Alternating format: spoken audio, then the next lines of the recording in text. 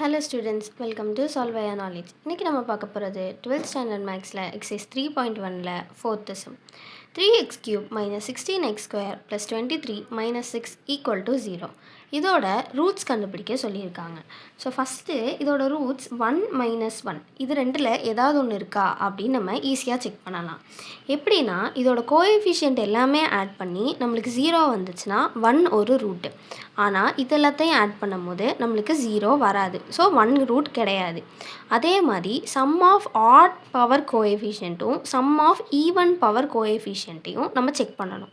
So அதை மட்டும் தனித்தனியாக ஆட் பண்ணி அது ரெண்டும் ஈக்குவலாக இருந்தால் -1ங்கிறது ஒரு ரூட்டாக இருக்கும். ஸோ இது ரெண்டையும் ஆட் பண்ணி ஈக்குவலான்னு பார்க்கணும். இது ஈக்குவலாக வராது. ஸோ இதுக்கு -1ம் ஒரு ஆன்சர் கிடையாது.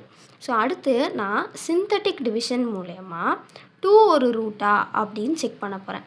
ஸோ சிந்தட்டிக் டிவிஷனுக்கு நம்ம கோஎஃபிஷியன்ட்ஸ் மட்டும் அப்படியே எழுதிக்கிட்டு 2ஆல் இதை நம்ம இது பண்ண போகிறோம். ஸோ ஃபஸ்ட்டு இருக்கிறதுக்கு நம்ம எப்பயுமே 0 தான் போடணும். 0 போட்டு அதே நம்பரை எழுதிடணும். இப்போ 3 2s are 6. அப்போ 6 minus 16 minus 10 ஆகும். -10 2s are -20. அப்போ 23 minus 20 3 வரும். 3 2s are 6 minus 6 6 0. ஸோ இப்படி நம்மளுக்கு 0 அப்படின்னு ரிமைண்டர் வந்தால் இங்கே இருக்கிற நம்பர் நம்மளுக்கு ஒரு ரூட். அப்போ x is equal to 2 அப்படிங்கிறது ஒரு ரூட். அடுத்த 2 நம்பர் நம்ம கண்டுபிடிக்கிறதுக்கு இந்த ஈக்குவேஷனையே நம்ம எடுத்துக்கலாம். அதாவது 3x square minus 10x plus 3 equal to 0. So இதை சால்வ் பண்ணாவே நம்மளுக்கு மீதி இருக்கிற 2 ரூட்டும் கிடச்சிரும்.